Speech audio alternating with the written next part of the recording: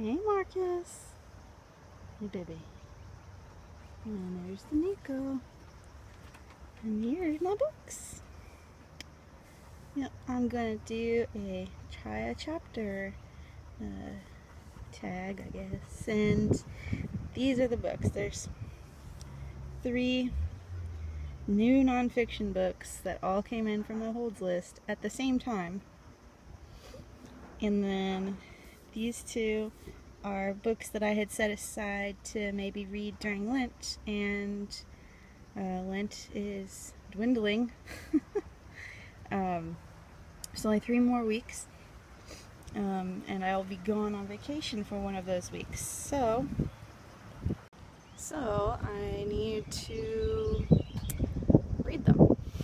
I need to see which one I'm going to read now, and then which ones I'm going to get back on the hold list. So I'm going to give it a shot, and wow, I just read the first chapter of the Gospel According to Jesus Christ by José Saramago, and it's only 7 pages, well, barely 7 pages long, and for the most part, for the first 5 of those pages, it focuses on a very careful description of a picture of the crucifixion of Christ. I assume it's a painting, and I don't know enough about art history to be able to tell you which one, if he's talking about a specific one. But the power of this chapter really comes on the 6th page. He writes, "For good and evil do not exist in themselves, each being merely the absence of the other.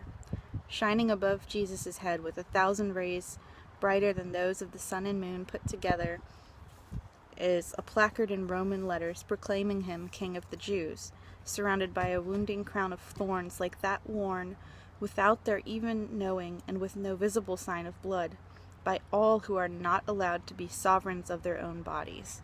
And this follows a section where Saramago, or the narrator at least, is saying that Jesus made a mistake in distinguishing between the good thief and the bad thief, who were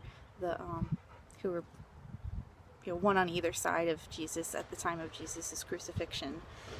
And the chapter ends with a compassion for the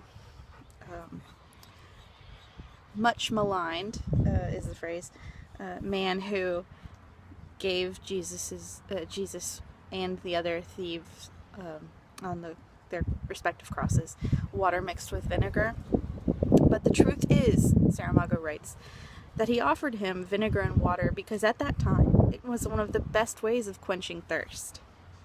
That's pretty cool. And the description of the crucifixion painting is also amazing, because he said he numbers the Marys, so while he's naming them, it seems like we are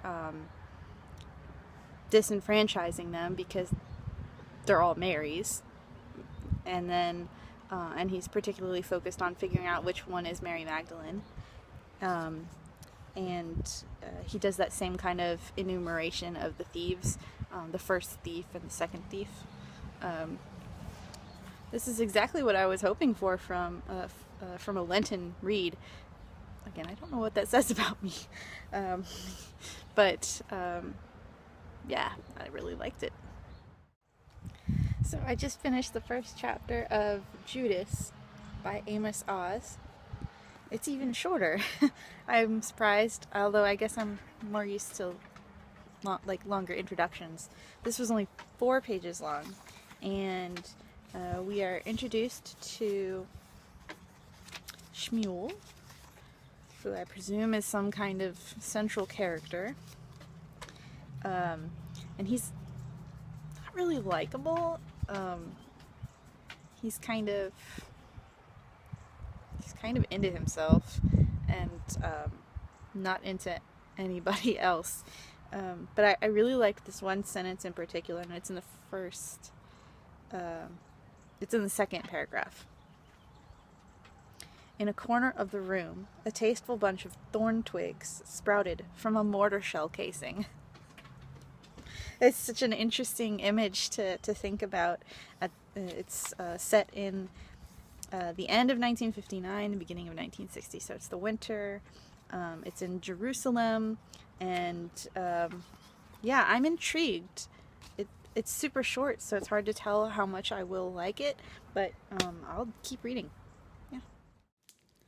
I just got finished, oh, sorry with the glare, reading the first chapter of The Glass Universe by Dava Sobel.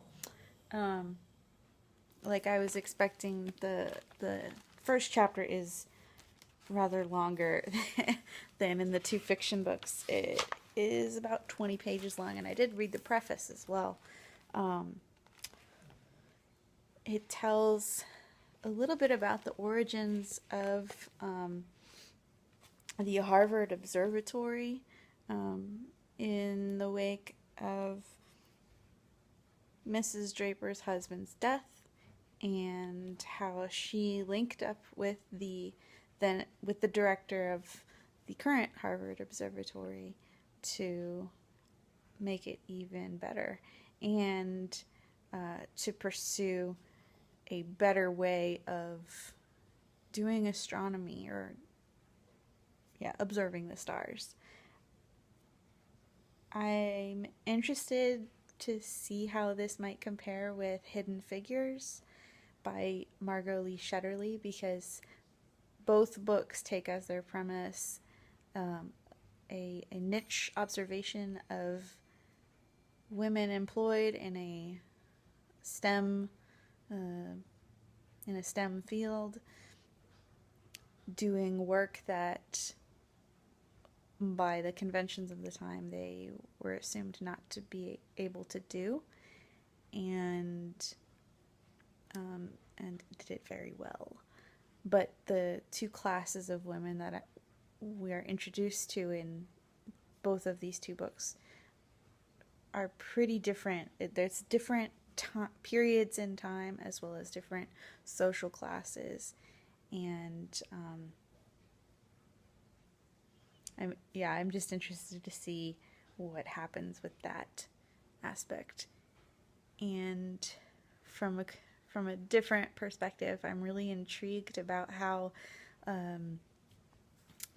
this glass universe, this mapping of the stars on dry plate film, which is what's introduced in this first chapter, changes everything that we know.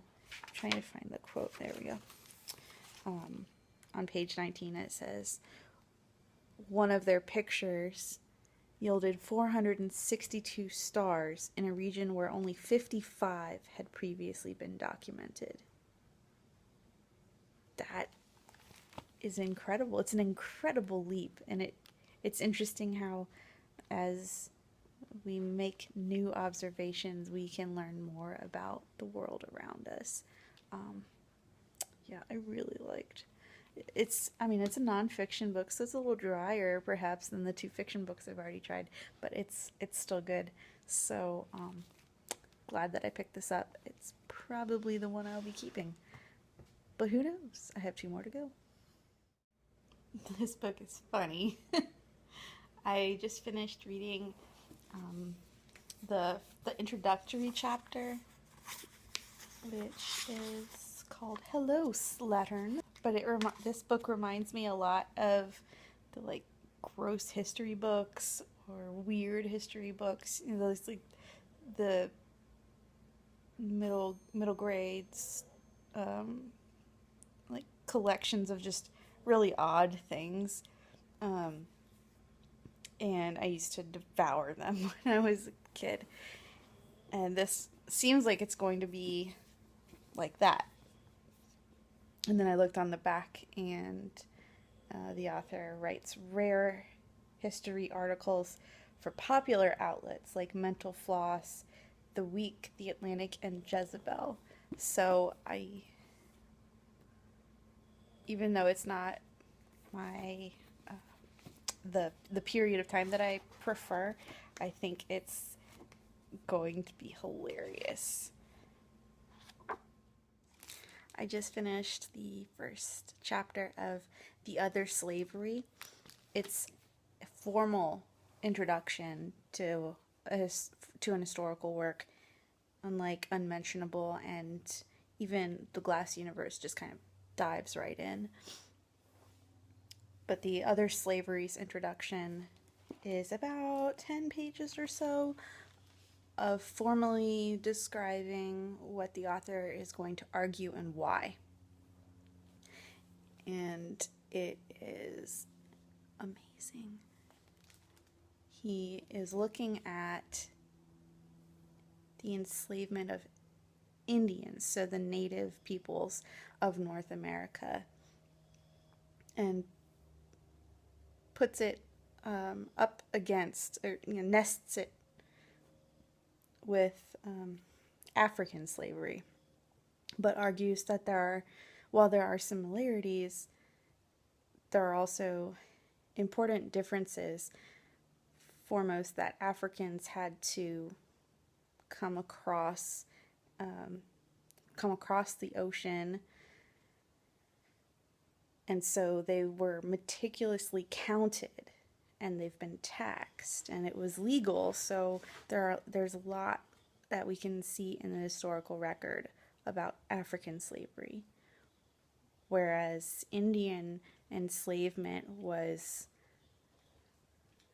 part of the native culture here to some extent, in terms of warring between equestrian tribes and stationary tribes. And then the Indians didn't have to go anywhere because they were already here, and to an extent, Indian slavery was illegal, so people weren't going to really talk about it, they weren't going to tax it.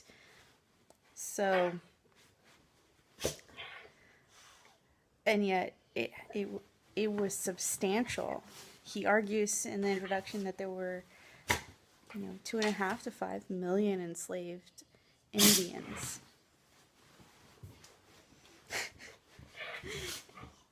Are you quite done, Nico? Okay. And so it's his goal to provide a glimpse into this period of history, focusing on a progression, a geographical and temporal progression, as best he can, by targeting points in time and places in time that have sufficient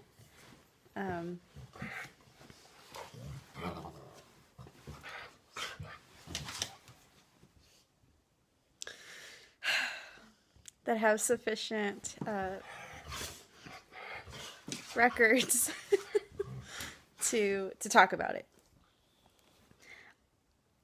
I really want to read this book, but I don't think I'll be able to get to it. So what I'm probably going to do is